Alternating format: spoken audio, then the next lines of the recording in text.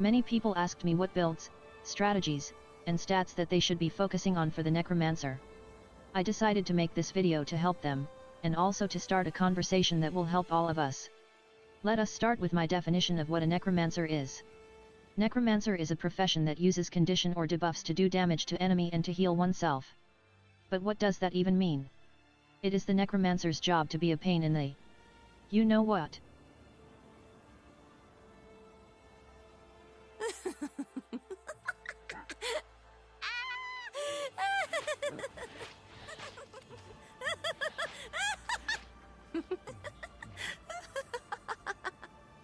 Let us talk about what stats that I think is important to the necromancer when I play WvW.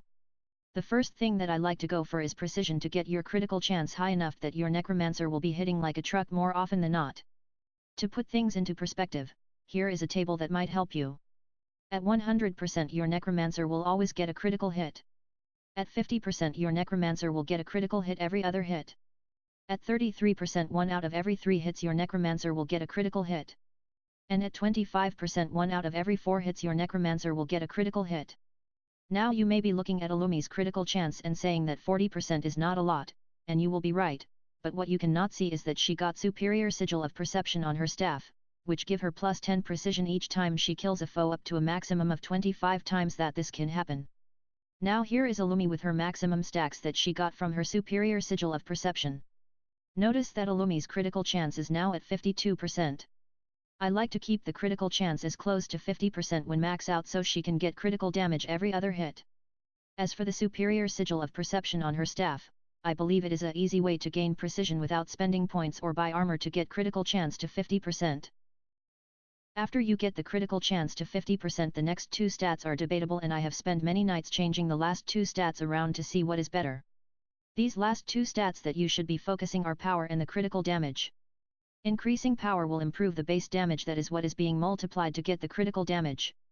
Getting a critical hit means nothing if your base damage is low, so naturally one will want their base damage as high as possible. At the same time, critical damage is a percentage bonus that will be multiplied to the base damage. Basically, it means higher the critical damage, more that will get multiplied to the base damage. My experience tells me one will want power more than critical damage, but I would love to see that formula for myself. For Illumi's traits or build, it just a reflection of the what stats I said to focus on. Curses tree for her precision. The spite tree for her power. The soul reaping tree for critical damage, and the increase to life force is also especially helpful with my playstyle. I like picking the major traits that helps Illumi when she is in her death shroud, which is a part of my playstyle as well. Talking about playstyles, let us talk about a few of my tactics.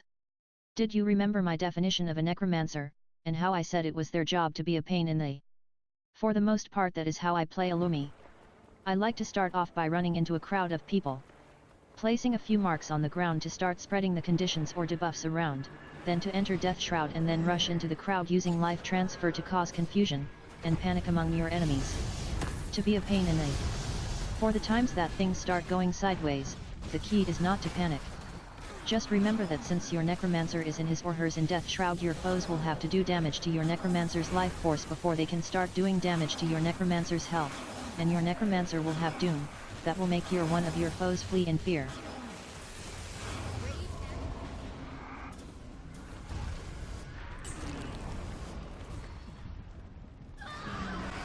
As for healing, when on the run with conditions on your necromancer, the consume conditions spell is very helpful, as it consume your necromancer's conditions as well as give bonus healing for each condition consume, which might be the difference between living or death. Here is what happens when things go right. You run into a crowd of people, place a few marks on the ground, and then rush into the crowd using life transfer.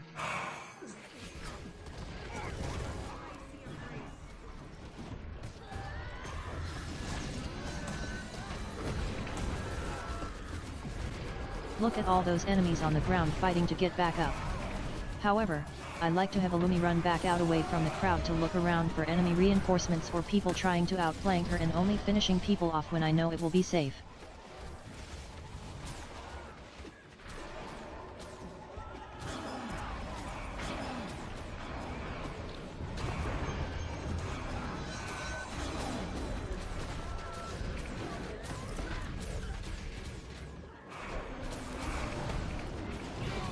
One might ask, what about fighting 1 versus 1?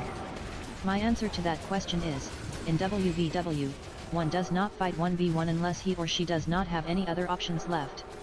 However, if your necromancer does his or her job right and making the enemies flee in a panic, your necromancer can chase them down by using spectral walk and dark path to catch up to the enemy. Your necromancer should not only catch up with the enemy, but to get ahead of them. Once ahead of your enemy, your necromancer then can cast life transfer, then doom to send your foe back to your friends.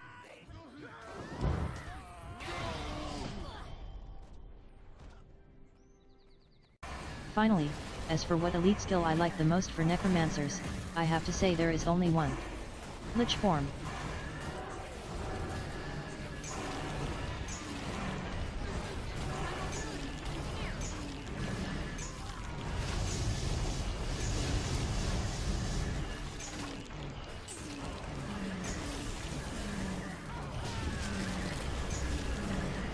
Because, well, it is just sexy.